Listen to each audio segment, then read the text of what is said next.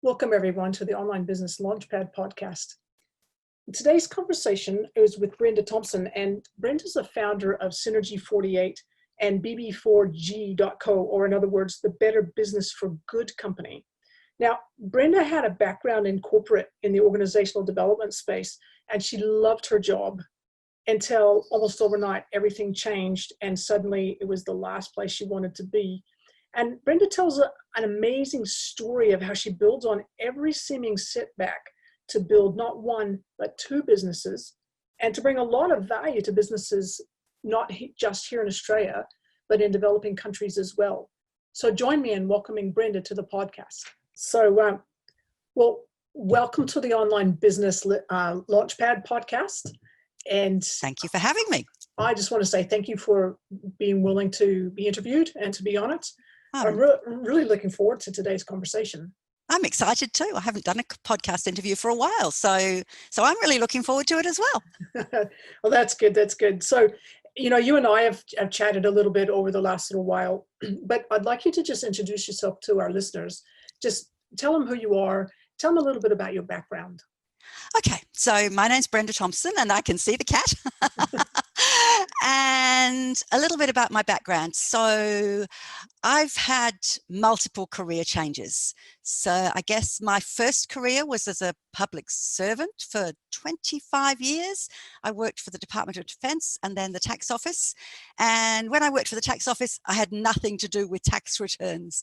I was in the HR department. So I progressed through from being a training officer through to being an HR advisor in a tax office in Melbourne. And the whole of that time of my career was about doing people skills training, everything from selection training to leadership training, train the trainer, all of those people skills training. And it was during a time when the tax office actually cared about people. I don't know if it does anymore, but during that time there was a total focus on people are our most valued resource, and I had the best 20 odd years imaginable. I would have gone to work at any time during that time without being paid. I just felt so much like I was part of an amazing team doing amazing things. And I would have kept doing that for a long time. And then my son's now 30 and he was 4. So we're talking 26 years ago now. He would have been 5. So at the end of his prep year, he still couldn't read his name. And he was diagnosed as, a gifted child with a learning disability. And I went, what the heck do we do about that? And nobody seemed to have any answers. And it was exactly the same time that the Commissioner for Taxation changed to a different person. And all of a sudden, everything was about the bottom dollar. And we don't need all that training stuff. And we don't need all that people stuff. And we don't need all that leadership stuff. Gone.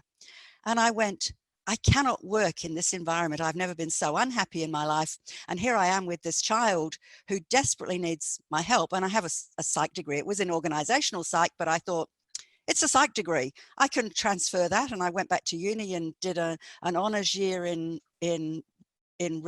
educational psych and reading disabilities. And then I actually went on and started a PhD on researching dyslexia. So that took me from career 1 to career 2, which was doing the PhD and researching children with dyslexia. But PhDs don't earn you any money. And we had 2 children in private schools and massive great mortgages. I don't know how, it's sort of like, I no longer find any of that important. But then it was kind of like this, where's the big house? Where's the massive mortgages? All the private school stuff. And then my husband lost his extremely well-paid job. Ouch. And he's a programmer analyst. And we went, we need to, we'll start a business. So we bought a web development franchise. The learning from buying a web development franchise was enormous because Colin is the tech person. I'm the people person. I'm totally a people person. So onto me fell the role of marketing. And I tell you what, I am not a marketing person. So the PhD went out the door, and we started to build this franchise, which turned into a complete catastrophe and cost us a lot of money. But during the process of that, it was actually a Canadian franchise, and we went to Canada in a February to do all of our training, which was amazing, seeing a frozen Niagara Falls. But during that training, this topic of networking came up, and we actually had a whole day's training on how to network effectively and how to deliver your perfect elevator pitch. Now, to me, networking, having come from, first of all, the public service and then the world of academia, networking was about building really strong professional connections. It was not about selling stuff. Ugh. Yes, yes, yes. And a lot of people feel like that. Oh, it was awful. So anyway, I came back and tried to do that. And as I said, this franchise failed dismally. But in the process of having to do this networking that I absolutely hated, I realized that there was something that was intuitively wrong in my head about how and why I was doing it, and the results it was having. And we actually, as part of showing what a wonderful web development company we were, and this was in the days before Meetup, when it was really, really difficult to find in all the mess where the networking groups were. So we set up an online directory of networking groups. Oh, okay. Yes, interesting idea. And it grew like mad, but networking groups don't have any money to spend on advertising. So it was kind of like not a very profitable model, and I'm not very good at creating profitable online businesses. I'll leave that to you. But in the process of that, I had all these people saying to me, well, now I can find all these networking groups, but it's still not working for me. Can you help? And that was when I had this kind of like realization that we were networking for the wrong objectives by networking for clients, which is what I mean. It's elevator pitch. I call it having your Yellow Pages advert stuck on your forehead. Yes, I like that. I like that analogy. Yeah. And I actually started to sort of look at training around networking and what worked and what didn't, particularly for introverts. Yes. Because let's face it, if you're a outspoken, salesy, extroverty type, networking works real fine, but it doesn't work so well for the huge number of us who are introverts and are kind of more likely to sit in the corner and go, can I just talk to the one person I know, please? So looking at all of that and looking at what worked and what didn't, and this aha moment that we needed to change our perspective on why we network and how we network. Because if I was to ask, and I've done this on a number of occasions, because I've now done lots of speaking on networking, and I'll ask the room, sort of, who's here because they'd like to get some more clients? So, you see all the hands go up, and then I'll say, well, who's here because they really like to be sold something tonight? No hands go up. No hands go up. And I say, well, that's a bit of a problem, isn't it? Because if everybody's here because they'd like to find somebody to buy something, and nobody's here because they want to be sold something, where's the win or the win-win or anything else? And then I came up with this story that I'm sure it in actual fact didn't happen, but I absolutely know that the outcome of this story is true. Imagine for a moment that Walt Disney had met Ray Kroc at a networking event. The mind boggles. The mind boggles. But what I'm damn sure wouldn't have happened is they wouldn't have gone, hey, Walt, do you want to buy my burgers? We've met at a networking event. I can sell you some burgers at a discount price, and vice versa. But what actually did happen, not between those two men, I'm sure, but between, I imagine, their marketing teams was, and I mean, I'm sort of in my 60s, so this was a lot when my kids were little. They had all of the Happy Meals, had the figurines from the movies that were on those school holidays, and you went to the movie at the school holidays and you got the voucher to go back to McDonald's, and the cycle went on.